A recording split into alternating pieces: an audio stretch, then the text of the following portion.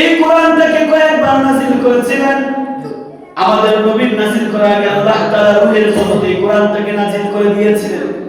এই কোরআনটাকে নাযিল করার পরে আল্লাহ তাআলা সাত আসমানকে বললেন, এই আসমান, তোমাকে তো আমি মজবুত করে বানাইছি। পৃথিবীর কোন মানুষের ক্ষমতা নেই খুঁটি ছাড়া বাড়ি করার। এই দেখেন তাম পৃথিবীর মধ্যে খুঁটিবিহীন আসমান রয়েছে। এই আসমান বানাইতে পারেন তিনি কে? আওয়াজ নাই। খুঁটিবিহীন আসমান বানাইতে পারে কে? পৃথিবীর কোন বৈজ্ঞানিক, পৃথিবীর কোন মানুষ আজ পর্যন্ত খুঁটিবিহীন কোনো কিছু তৈরি করার ক্ষমতা হয় নাই।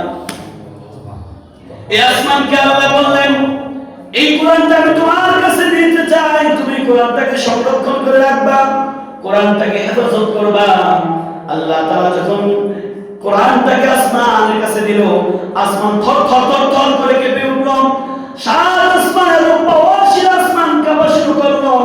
আল্লাহকে ডাক দিল, রব্বে কারীম, আপনার কোরআনের তাজাল্লি এত পাওয়ার বেশি, আপনার কোরআনের ওজন এত বেশি, আপনার কোরআনের এত ক্ষমতা, আমি আসমান এই কোরআন বহন করতে পারবো না, দয়া করে অন্য কারোর কাছে লয়ে যান। আল্লাহ তাআলা সাত জমিনকে ডেকে বললেন, ও সাত জমিন, তোমার তো অনেক পাওয়ার, অনেক ক্ষমতা, তুমি জমিনের মধ্যে বিদ্যমান রয়েছো। এই জমিনের মধ্যে আল্লাহ এই কোরআনকে যখন দিলেন, জমিনও থরথর করে কাঁপা শুরু করলো। জমিন বললে, ওই আসমানের মতো উত্তর দিলেন, রব্বে কারীম, এটা বহন করা, সংরক্ষণ করা আমার সম্ভব না।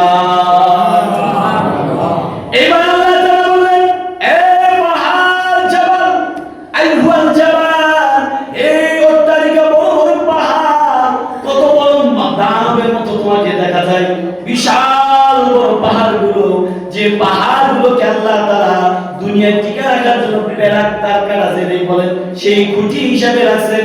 এই বড় বড় পাহাড়গুলোকে ডাক দিয়ে বললেন, এই কোরআনটা আমি তোমাদের কাছে দায়িত্ব দিতে চাই, তোমরা এই কোরআনটাকে সংরক্ষণ করে রাখবা।